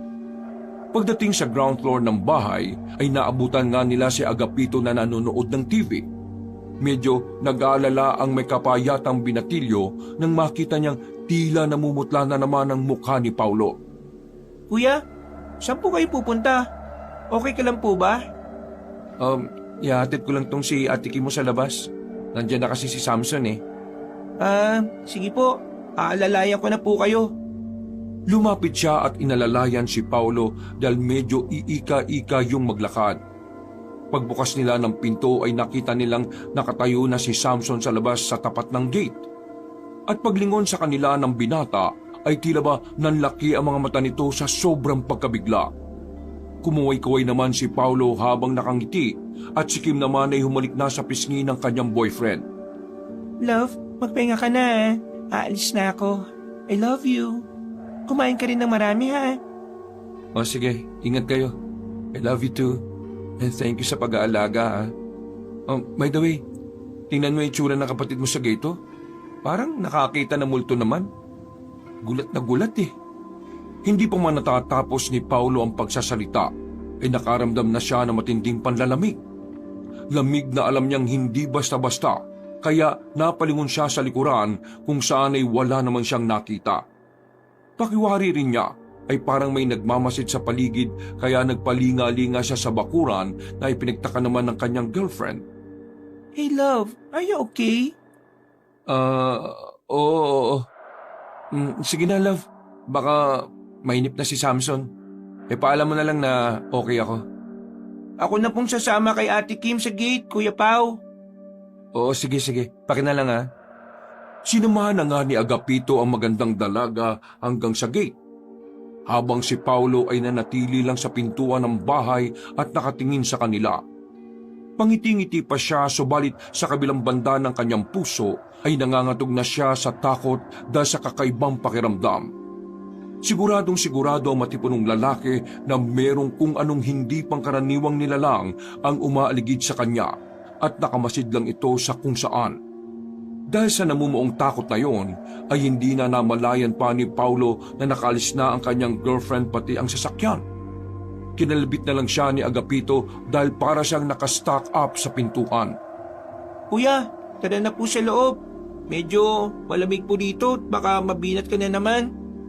Okay, sige. Pagkatapos nilang magapunan, ay si Agapito na ang naghugas ng mga pinagkainan nila. Maaga kasing natulog si Aling Floresa dahil may pupuntahan ito sa munisipyo kinabukasan. At dahil sa hindi magandang pakiramdam, ay nakiusap si Paulo kay Agapito na doon na lang matulog sa kwarto niya. Pagdating nila sa silid, ay nahiga kagad ang matipunong binata at nagkumot kaya nag-alala para sa kanya ang may kapayatang binatilyo. Kuya Pao, ayos lang po ba kayo? Parang kanina ko pa kasi napapansin na hindi ka mapakali. May nararamdaman ka na naman bang hindi maganda? Actually, hindi nga talaga maganda yung pakiramdam ko ngayon. Gusto mo po bang sabihin ko kay nanay para madala ka sa ospital? Hindi. Ibang pakiramdam ang tinutukoy ko. Parang mabigat lang. Parang may nakatingin sa akin sa malayo na hindi ko maintindihan eh. Nakakakilabot nga eh. Hindi po kaya yung nangaaswang sa inyo? Tawagin ko na po kaya si nanay, kuya. Oo, sige. Please lang. Dali-dali ngang tinawag ng may kapayatang binatilyo si Aling Floresa na kaagad ding nagtungo sa kwarto ni Paulo. Nang makita ng ginang na namumutla na naman ang matipunong binata, ay sinamahan niya rin to sa kwarto. Kumuha siya ng asin at inilagay sa mga bintana ng kwarto at pagkatapos ay pinagsuot niya ng pulang damit ang alaga. Ang asin at pulang bagay daw kasi ay mabisang pangontra sa aswang, at kahit anong alagad ng kadiliman. Unti-unti ngang guminhaw ang pakiramdam ni Paulo kaya labis ang pasasalamat niya sa pag-asikaso na mag-ina. Nagdasal din sila para maiwaksi ang anumang gawa ng dyablo na lumulukob sa silid. Maya-maya pa ay nakatulog na nga si Paulo kaya lumabas na rin ng silid si Aling Floreza. Naiwan na naman ang anak niyang si Agapito para samahan at bantayan ng matipunong binata. Tumayo siya at pinatay ang ilaw at dim light lang ang iniwang nakabukas. Kaya lang wala pang halos 5 minuto ay biglang dumilat si Paulo at binuksan ang ilaw sapagkat tila meron siyang nakitang malaking anino ng tao na nakatayo sa tapat mismo ng bintana. Nang mabuksan na nga ulit ni Agapito ang ilaw ay kitang-kita niya na mas lalong namutla ang pagmumukha ng kanyang Kuya Pao. Kaya nag-alala siya ng husto para rito. Kuya, ayos lang po ba kayo? May nakita kong nakatayo dyan sa bintana. Kakagatin niya liko. Kuya, wala naman pong ibang tao eh. Tayo lang po nandito. Siguro gusto nyo tawagin ko ulit si nanay? Relax lang po kayo. Sabi po ni nanay kanina, may kinokontak na siyang albularyo at pinapakancel na po muna niya yung lakad niya sa munisipyo bukas para mapagamot kayo. Relax lang po kayo ha. Inhale, exhale lang po, Kuya Pao. Sige, salamat. Nang kalmado na ulit ang lahat, ay wala na ngang nagsalita sa kanila. Pagkatapos noon ay nagtaklob na lang kagad ng kumot si Paulo at pinilit ng makatulog. Si Agapito naman ay binantayan lang siya habang punong-puno ng pag-aalala. Ngayon lang niya kasi nakita ang Kuya Pao niya na takot, kaya naawa rin siya para rito. At mabilis na lumipas ang oras, pasado 12:00 ng gabi. Sa hindi maalamang kadahilanan ay nagising bigla si Paulo matapos makaramdam ng init ng katawan. Nagpapawis na kasi siya gawa ng makapal na comforter. Hindi kasi sanay matulog ang matipunong binata ng ganon.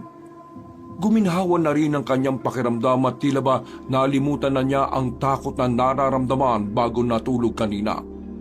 Bigla rin kumalam ang kanyang sikmura. Dahil sa gutom, kaya naisip niya sanang gisingin si Agapito para magpasama sa kusina. Kaya lang nang tingnan niya ito, ay humihilik na sa sofa bed habang nakanganga. Kahit kailan talaga tumatulog, parang palaka. Humihilik-hilik pa talaga na parang baboy Sa payat mong yan, aga pa. Ay, grabe. Bumangon kaagad siya ng kama at pinakiramdaman ang sarili. Nang masigurong wala nang mabigat na pakiramdam, ay napangiti siyang bigla habang nakatingin sa full-length mirror na nakadikit sa bukas na wardrobe. Bumuntong hininga siya ng malalim saka muling niningon ang natutulog na si Agapito.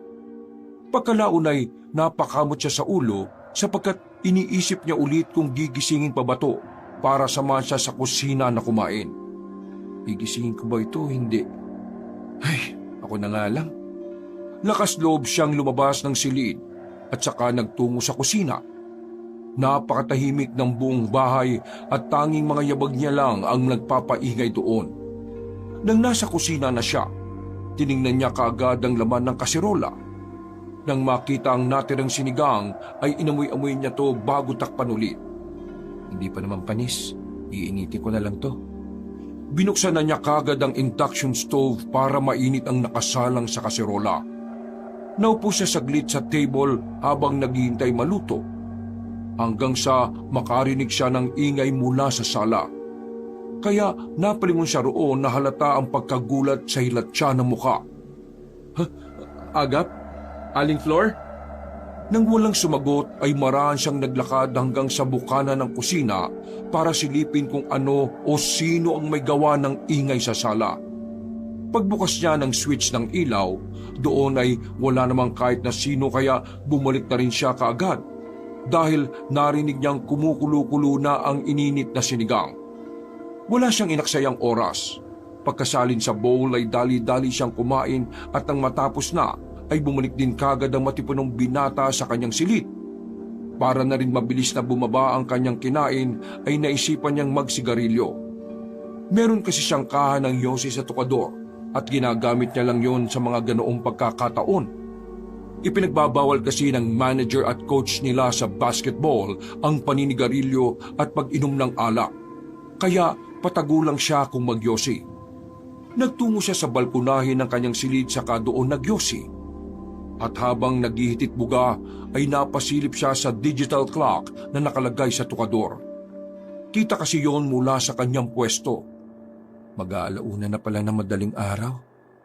Natigilan na siya sa pagsasalita matapos makita ang cellphone sa tabi ng digital clock.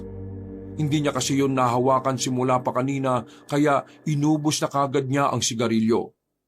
Sunod-sunod niya itong hinitit at nang paubos na ay pinitik niya sa sahig at saka tinapakan.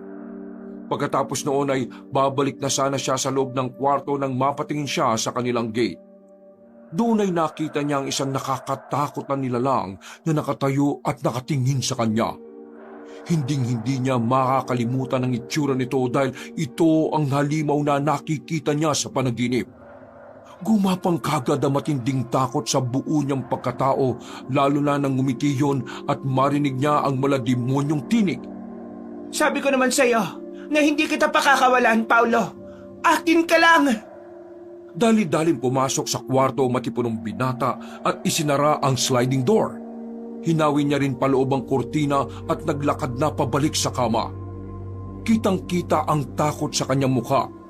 At nang nakahiga na ay nakarinig siya ng mahihinang garalgal mula sa balkonahe kung saan siya galing kanina.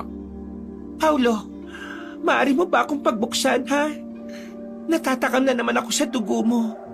Kahit patak lang, patikimin mo naman ako. Pangako na kapag pinagbigyan mo ang gusto ko, hinding-hindi ko wawakwakin ang tiyan mo at hinding-hindi ko kukunin ang laman loob mo. Dugo lang ang kailangan ko, Paulo. Dugo mo lang. Sapat na. Hindi tumugon ng matipunong binata. Unti-unting sumisilay ang takot na kanyang nararamdaman. Nangilabot na naman siya simula talampakan hanggang sa batok kaya mabilisan siyang nagtago sa comforter. Sumilip-silip din siya kay Agapito na nasa sofa bed at nahihimbing sa pagtulog. Hanggang kailan ako maghihintay sa sagot mo, Paulo? Huwag kang mag-alala dahil marunong akong tumupad sa usapan. Disente akong aswang na may magandang propesyon. Hindi ako basta-basta pumapatay basta maayos ka usap. Ang tanong, maayos ka ba at madaling mapakiusapan? Ha? Dahil sa mga narinig ay muli na namang nag-iba ang pakiramdam ni Paulo. Bumigato na parang may kung anong madilim na presensya ang lumulukob. Napabuntong hininga siya ng malalim dahil sa takot at pagkatapos noon ay naalala niya bigla ang nangyari sa center. Ganitong-ganito kasi ang pakiramdam niya nung una niyang makita si Doktora Mercedes. Napa-sign of the cross siya habang pasimpleng sumisilip sa kabuuan ng kwarto. Si Agapito naman ay masarap pa rin ang tulog na walang kamalay-malay sa mga nangyayari. Ano, Paulo? Kailangan pa ba nating humantong sa pagsasakitan? Huwag mong hayaan na mapilitan akong gumamit ng dahas dahil kapag nangyari yon, hindi lang ikaw ang masasaktan kundi ang lahat ng mga mahal mo sa buhay, kahit na si Kim! Lloyd, ano ba itong nangyayari? Please naman po, sana tantanan na ako ng alimaw na yan. Huwag ka nang bumulong-bulong dahil hindi kita po pwedeng tantanan, Paulo. Matapos kong matikman ang dugo mo na siya na yatang pinakamasarap sa lahat ng dugo ng nabiktima ko. Nanlaki ang mga mata ni Paulo sa narinig at doon niya lang napagtanto ang mga bagay-bagay nung kumuha siya ng medical certificate. Kaya pala siya kinuha ng dugo ni Doktora Mercedes ay titikman pala noon ang dugo niya. Ganun, totoo yung nangyari na yun. Totoo yung nakita ko sa opisina mo. Yung mga larawan, hindi lang yung basta koleksyon sa pag-aaral mo bilang doktor, pati yung nakita kong pagkain mo ng dugo. Hindi pala yung panaginip o guni-guni lang. Aswang ka nga talaga! Sa simula pa naman ay hindi ko na tinago sa iyo ang pagkatao ko. Ipinaramdam ko na talaga sa iyo ang pagkaaswang ko. Pero dahil din doon, nasira ang lahat ng plano ko. May mga tao rin sa center ang nakaalam sa pagiging aswang ko. Pakiusap, umalis ka na!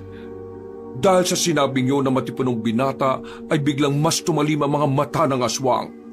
Kinalabog nito ang sliding door na kamuntikan ng mabasag. Napatingin tuloy doon si Paulo at mas lalo siyang natakot nang maaninag ang anino ng aswang. Huwag mong ubusin ang pasensya ko, Paulo. dugo lang ang gusto ko. Pero kung pinipilit mo ko, katulad ng ipinapakita ko sa iyo sa panaginip, sasakmalin na lang kita sa leeg at bibiyakin ko ang katawan mo. Saka isa-isang bubungkalin ng mga laman loob mo. Hindi lang yon. Papatayin ko rin ang mga kasama mo dyan kaya humanda ka! Agapito! Agapito! Gising! May aswang sa labas! Gising! Gulat na napabalikwas ng bango ng may kapayatang binatilyo. At nang mapatingin nga siya sa sliding door ng silid, ay ganun na lang ang takot niya nang maaninag ang anino ng aswang. Kuya, ano yan? Mamamatay kayong lahat! Muling kinalabog ng aswang ang sliding door, kaya wala nang inaksayang oras sina Paulo at Agapito. Kinuha muna ng matipunong binata ang cellphone, saka lumabas kagad sila ng kwarto at bumaba sa ground floor.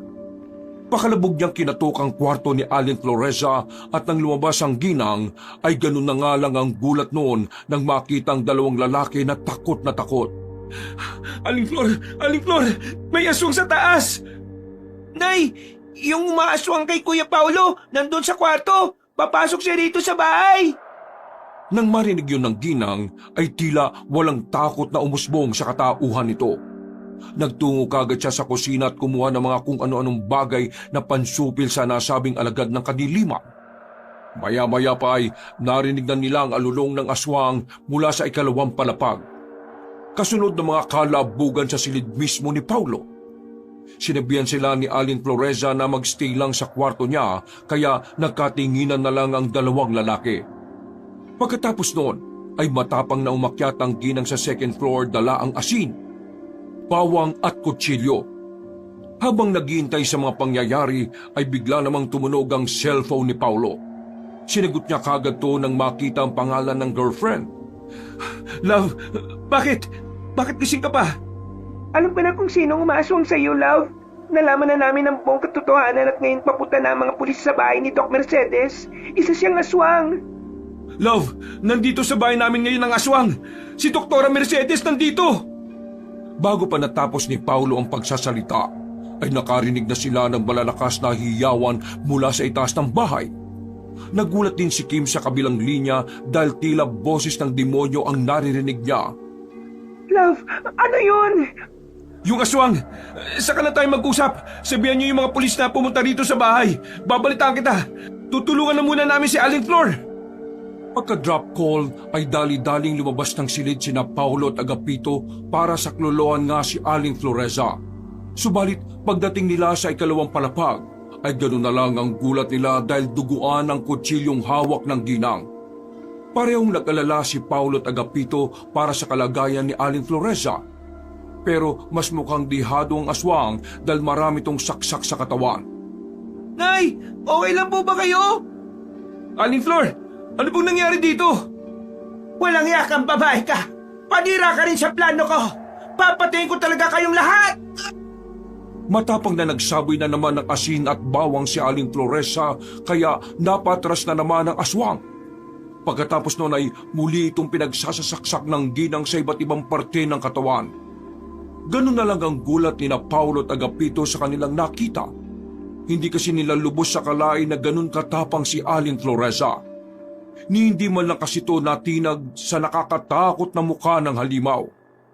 Pagkatras ay muli niyang sinabuyan ng asin ng aswang na tumanon na pabalik sa balkonahe. Umungol to pagkalaon at nang marinig yun ng mga aso sa hindi kalayuan ay nagtahulan naman ng mga yon. Meron pang umaalulong ng umaalulong habang ang aswang ay nagngingit-ngit sa galit. Wisit kang babae ka! Sino ka ba? Ha? Matapang na pinagmumura ni Aling Floreza ang aswang, nakitang-kita ang pagkasindak. Pagkatapos noon ay wala na siyang inaksayang oras. Sinabuyan niya ulit ng natitirang asin at bawang ang halimaw kaya tumulong na to papunta sa bakuran. Sumilip naman sina Paulo at Agapito sa balkonahe kaya nakita nila ang dugoang aswang na nanlilisik pa rin ng mga mata at galit na galit. Nagbabalak pa sana tong gumanti pero umalingaw-ngaw na mula sa hindi kalayuan ang wangwang ng sasakyan ng kapulisan. Nandiyan na ang mga pulis! Ano sige, Doc Mercedes? Sige, subukan mo pang lumusob dito at nang makita mo hinahanap mo. Umalis ka na rito kung ayaw mong mapatay ka pa ng nanay ko. Tandaan mo to, Paulo! Hindi pa ako tapos sa'yo! Hindi kita pakakawalan! Tandaan mo yan! At ikaw naman babae ka! Humanda ka dahil hindi pa tayo tapos! Magpapayad ka sa ginawa mo! Walang iya ka talaga! Sa pulang aswang nang batuin siya ni Aling Floreza ng kutsilyong hawak. Tumama at bumaon yun sa kaliwang balikat kaya galit na galit ang aswang. Gaganti na nga sana to kaya lang ay dumating na nga ang mga kapulisan. Kasunod ng sasakyan ni Samson kung saan nakasakay si Kim. Dahil doon ay dali-daling lumundag ang aswang at nakita yon ng mga kapulisan, maging ang magkapatid na nasa kotse. Ganun na lang ang gulat ng lahat dahil sa unang pagkakataon ay nakainkwentro sila ng totoong aswang. Hahabulin pa sana ng mga pulis ang halimaw pero pinigilan na sila ni Aling Floreza. Ipinaliwanag kasi ng ginang na hindi nila yon mahahabol o masusugatan sa normal na bala lang ng baril. Ipinakita nga ng ginang ang maliit na garapon na hawak niya na galing pa raw sa probinsya. Isa itong uri ng langis na kontra-aswang at itong ipinahid niya kanina sa kutsilyo para masugatan ng kalaban. Maya-maya pa ay kinuna na nga sila ng pahayag ng mga pulis patungkol sa nangyari. At pagkatapos noon ay umalis na din ang mga yon para ipagpatuloy ang pagsasagawa ng investigasyon. Nang mawala ng pulis ay maigpit na niyakap ni Kim ang kanyang boyfriend habang umiiyak. Inalo-alo naman siya noon habang nasa sala sila at magkakasama. Love, huwag ka nang umiyak dahil ayos lang ako. Salamat kay Aling Flor, siya talaga nagligtas sa amin sa kapahamakan eh. Akala ko talaga mapapatay na ako ni Doktora Mercedes.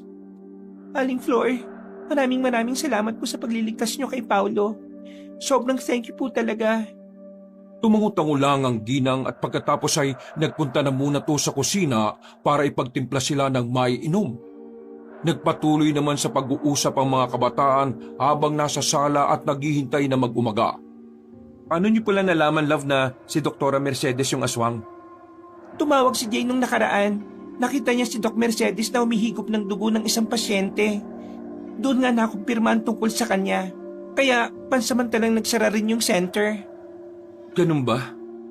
Grabe. Tapos ito rin si Samson kagabi, di ba? Alam mo naman na meron tong third eye. Nakita niya raw kagabi sa likod mo yung anino ni Doc Mercedes. Kaya pala gulat na gulat siya nung makita ako kagabi. Parang nakakita ng multo eh. Pasensya na kuya, kung di ko kagad sinabi sa'yo. Kinabahan kasi talaga ako sa nakita ko eh.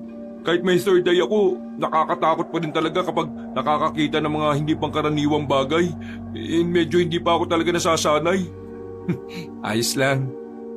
Natigilan sa pagsasalita si Paulo sapagkat bigla na lang siyang nahirapan sa paghinga. Nagulat naman si Kim, Samson at Agapito nang makitang matipunong binata na napahawak sa naninikip na dibdib. Nataranta silang lahat kaya kagad inalalayan ng magandang dalaga ang boyfriend na nagsisimula na namang mamutla ang mukha. Love, anong nangyayari sa'yo?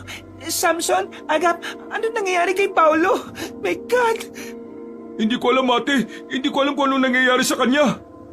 Tatawagin ko si nanay, saglit lang po. Pag-alis ng may kapayatang binatilyo ay nagsimula na nga ulit maglitawan ang maitim na pantal sa iba't ibang parte ng katawan ni Paulo. Dumuwal din siya ng dumuwal hanggang sa dugo na ang kanyang isinusuka. Nang makita yon ng magkapatid na Kim at Samson ay mas lalo silang kinabahan at nataranta. Si Paulo naman ay unti-unti na namang nahilo. Dumoble ang paningin niya sa mga tao at nagdilim na rin ng kapaligiran. Pagkakita naman ni Aling Floreza sa kalagayan ng kanyang alaga ay wala na rin siyang inaksayang oras. Tinawagan na nga niya ang kilalang albularyo na si Mang Agustus at pinagmadaling pumunta roon. Yun na ang huling narinig na boses ni Paulo bago magdilim ng tuluyan ang kanyang paningin at nawalan ng malay tao. Nagising na lang siya dahil sa bulungan ng mga taong nasa paligid. Pagdilat niya ng mga mata niya ay nakita niyang nag-uusap-usap sina Aling Floreza, Agapito, Kim at Samson pati si Manong Agustus na may kasamang 2 pang lalaki. Hindi niya muna ipinahalata sa mga ito na gising na siya. Nakinig lang siya sa usapan patungkol sa nangyari. Kaya nalaman niya na ang 3 bagong muka ay mga albularyo. Sa pangunguna ni Manong Agustus ay nagtulong-tulong ang 3 albularyo para makalaya si Paulo sa sumpa ng aswang sa kanya. May mga kaparaanan pa silang ginawa, kabilang na ang pagpapahid ng langis, pagtapal ng mga dahon-dahon at pagpapausok sa palibot ng matipunong binata. Makalipas ang higit kalahating oras ay natapos din sa wakas ang panggagamot ng mga albularyo. Doon ay tinapik na matandang lalaking albularyo si Paulo dahil alam na pala nito na kanina pa siya gising. Natuwa naman ang lahat lalo na si Kim nang makitang ayos na ang lagay ng kanyang boyfriend. Thank God, love. At ayos na ang lagay mo, sabi ni Manong Agustus. Okay na ako, love. Ramdam kong wala na talaga ang bigat. Salamat po sa inyo, mga albularyo. Salamat talaga sa Diyos dahil okay ka na talaga, Kuya Paulo. Salamat din sa iyo, Samson. Kuya Pao, inumin niyo po raw to, sabi ni nanay. Pampalakas po ng resistensya. Pagkatapos inumin ang inabot niya agapitong tsaa, ay niyakap naman ni Kim ng mahigpit ang boyfriend na gumanti rin ng mainit na yapos. Pagkatapos sa mga nangyaring yon, ay nagpasalamat din si Paulo kay Samson at sa mag-inang Agapito at Aling Floresa. Tuluyan na ngang nawala ang sumpa na iginawad ni Doc Mercedes sa matipunong binata, pero hanggang ngayon ay hindi pa rin ito nahahanap.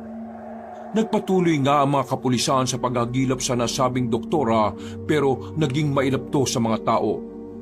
May balita pa nga sila na umuwi na nga ng probinsyang Ginang para makapagtago, pero hindi sinukuan ng mga pulis ang pagtutugis. 2 linggo pa ngang nagpahinga si Paulo at nang bumuti na ng tuluyan ng kanyang pakiramdam ay bumalik siya sa diagnostic center na pinagtatrabahuan ng girlfriend. Nagbukas na kasi ulit yon at doon niya pinili na kumuha ulit ng medical certificate for fit to work. Napalitan na rin si Doktora Mercedes ng mas mapagkakatiwala ang doktor, kaya nakahinga naman ng maluwag si Paulo habang ini-examine. Dahil din sa nangyaring yon, ay nagdesisyon ng may-ari ng gusali na muling ipabless ang diagnostic center. Nagpamisa na rin sila upang ipagdasal ang mga naging biktima ng doktor na si Mercedes. Humingi rin sila ng tawad lalo na sa mga regular nilang customer. May mga nakaunawa pero meron ding nagalit at hindi na nagpa-check up pa roon. Sa mga lumipas pang araw at linggo, ay nakabalik na nga si Paulo sa trabaho. Sa biyaya rin ng Panginoon, kahit hindi siya nakapag-training masyado, ay pinahintulutan pa rin siya ng manager at coach niya na makapaglaro siya ng basketball. Isa kasi siya sa mga malalakas at iniidolong manlalaro ng kanilang grupo. Hindi nagtagal, ay mas naging maayos pa ang pagsasama ni na Paulo at Kim. Marami pa silang napagdaanan sa buhay hanggang sa mag-propose na nga ang matipunong binata sa magandang dalaga. 1 taon ang lumipas ay ikinasal nga sila sa magarbong simbahan. Sa loob ng matagal na panahon ay umuwi si Mr. Alex at Mrs. Wanda upang masaksihan ang isa sa pinakahihintay nilang tagpo sa buhay ng anak. Naging masaya ang lahat at hindi pa doon natapos ang pagpapala ng Diyos kina Paulo at Kim. Biniyayaan din sila ng kambal na anak at nag-migrate na sila sa ibang bansa kung saan nakatira ang mga magulang ng lalaki.